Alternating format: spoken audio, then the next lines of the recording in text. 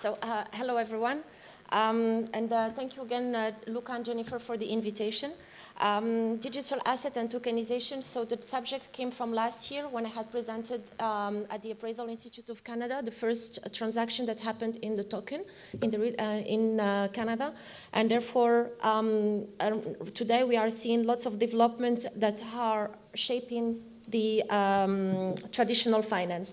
I want to be clear on this because at Ariel Bank, nothing is done on this. I'm in the syndication desk, so I'm on the syndication real estate, working across different jurisdictions, selling or looking for more liquidity on assets on that. So why this, as I said, like it's exploring the transformation of traditional finance because it's no longer just a conversation about crypto in isolation.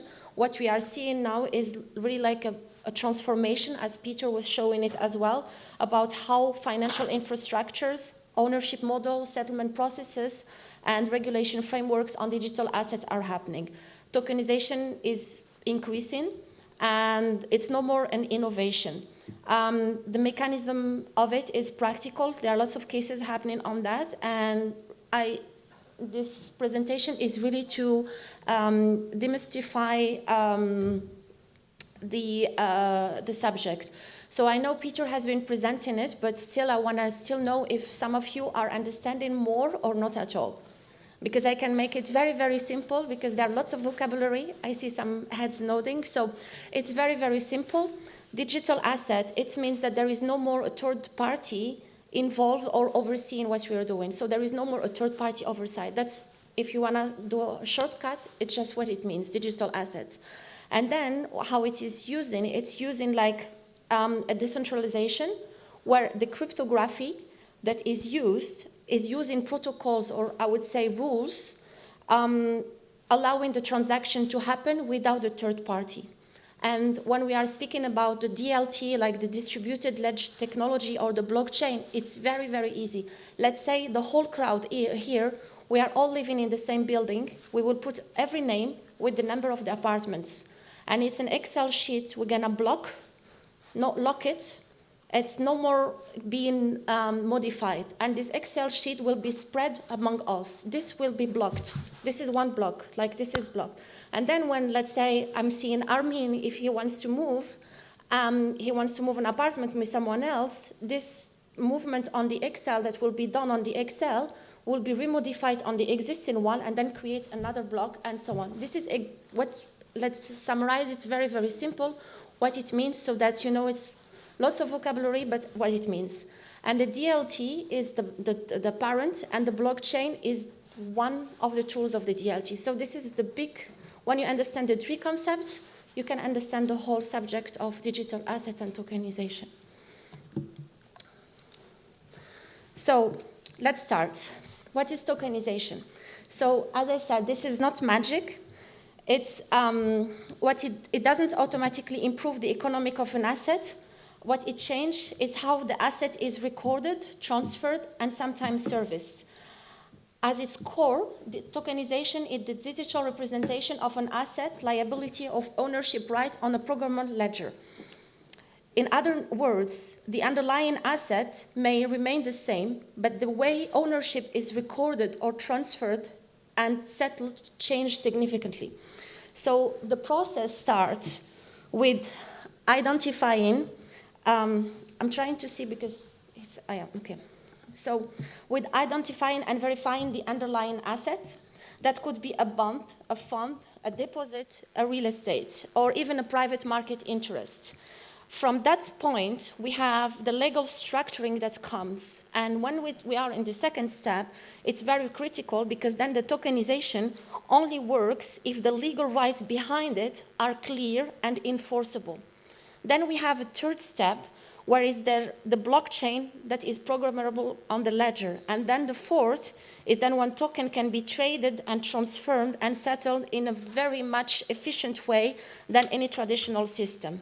This makes it very powerful because then it can enable fractional ownership where, as I said, we can have several people getting in one, or we can, instead of making a big investment of, let's say, 100 million, we can just take 10 million, 1 million, it creates an easy way of like ownership and then access, and that support on a real time and continuous trading and settlement. This programmability is like change the whole market structure. So for institution, it's no more or less like a technology alone, but it's about issuance, transfer, custody, and settlement. And you see here on down like how the examples are on it.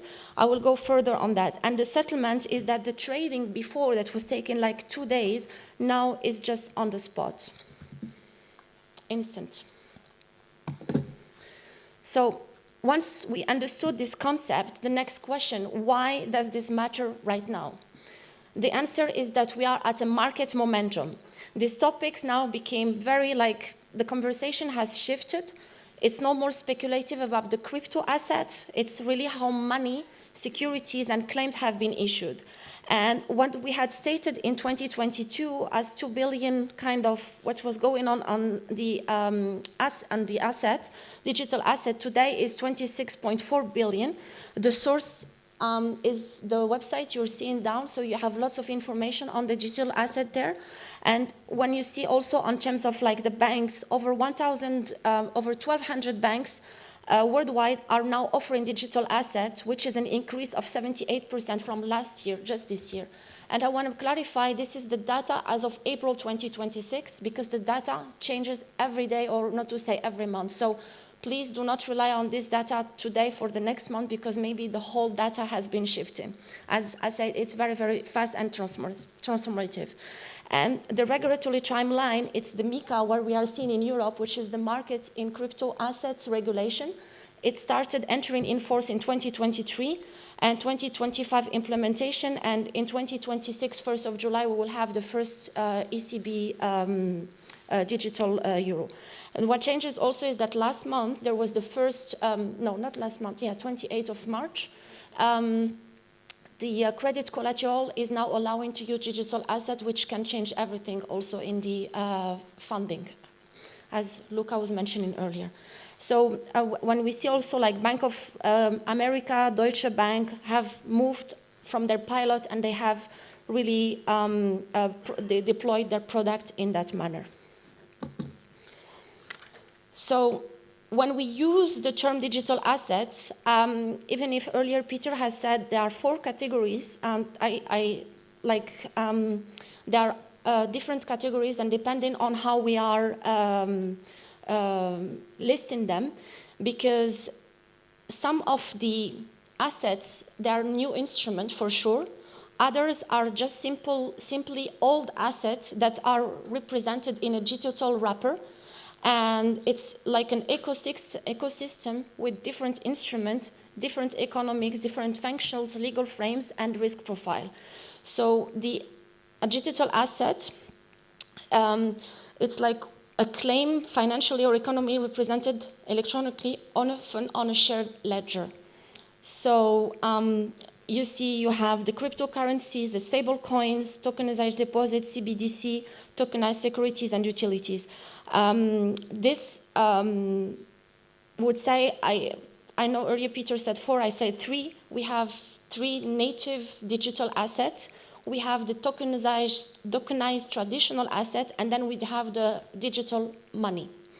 And you see how it's very like have different characteristics. So this side is to classify one step further the digital assets to be better understood in a structural way. This taxonomy is not just to present it as such, because it's essential for compliance, regulation, product design, and investor understanding.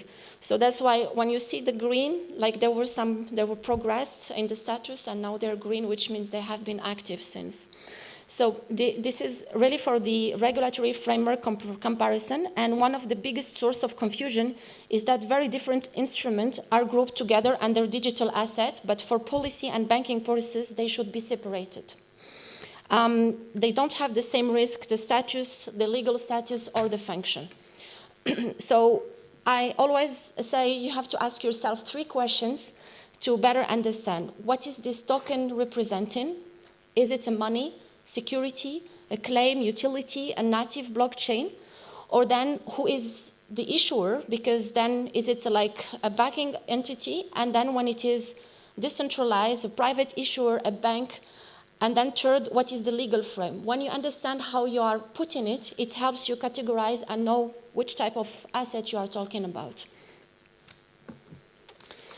And the second part of, like, let's say, this presentation, to make it more into what's coming in the industry, is being adopted by everyone in terms of regulation, because the slide I will be focusing mainly on MiCA, which is the market in crypto asset regulation in Europe, even if I will refer to DSS, which is Digital Security Sandbox in the UK market, that is in a phase-in until 27-28. In Canada, as I said, there is already like an emerging framework and different transaction, especially the one that happened last year. And so with MiCA, there is a full implementation by July 26, and this timeline is important because then the institution is predictability. We need to understand the license requirement, the disclosure obligation and expectation, and the standard. And when we are speaking about the standard, we need to understand also what are the compliance that is happening in that, how we value it, and how we are assessing this kind of assets.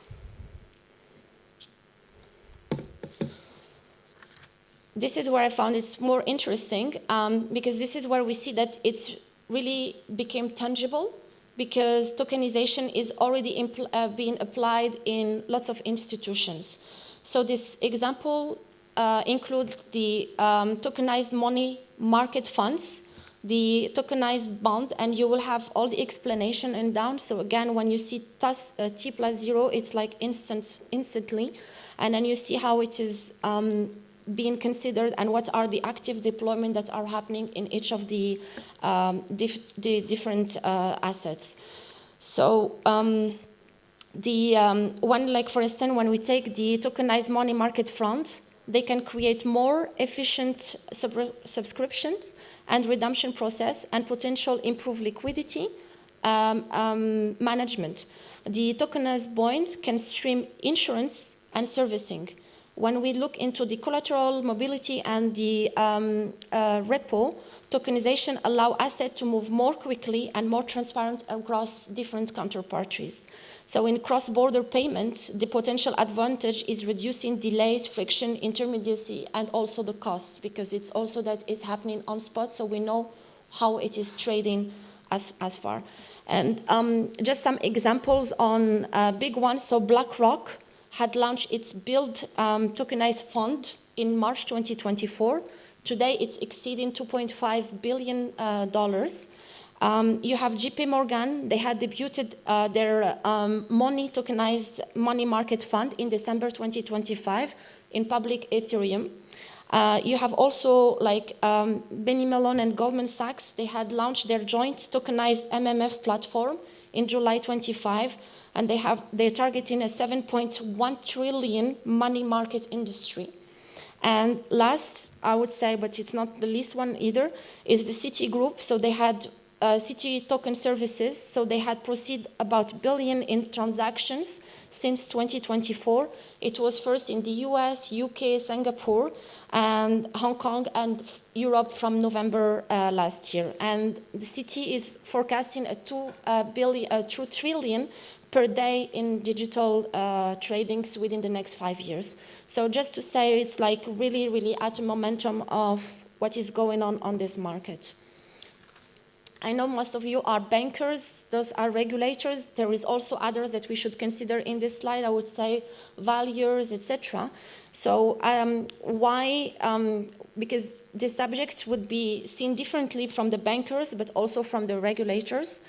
But both will be concerned about the trust, the resilience, and the market efficiency of what's going on the digital asset and tokenization.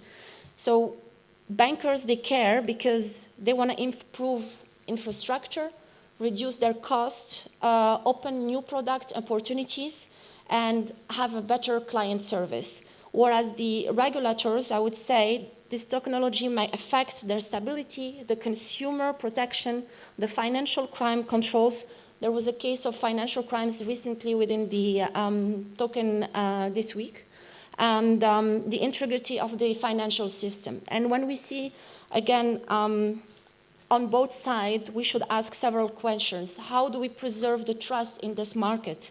How do we ensure governance? How do we manage the cyber risk that can happen on the tokenization? And how do we support innovation without new fragilities and new systems that we are creating? Because it's a very strategic topic, but it's also a technical topic that makes it how we can have to be protected when, I know we cannot be hacked, but there are some examples there where we can be hacked on that. So when we look at the benefit, this is where tokenization can be very competing. So we see all how the benefits are looking on that matter.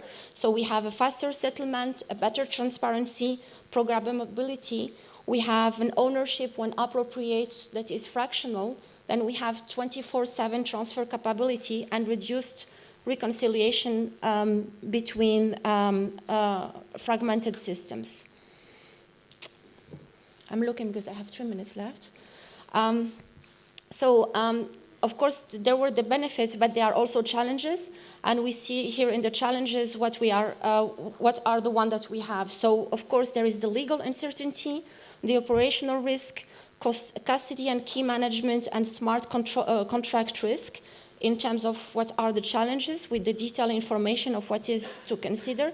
And then the challenges, as I said, on terms of anti-money laundering, KYC compliance, the platform fragmentation and liquidity fragmentation, as well as the privacy tensions. So this is very scaled on what can be challenged in this new transformation finance world.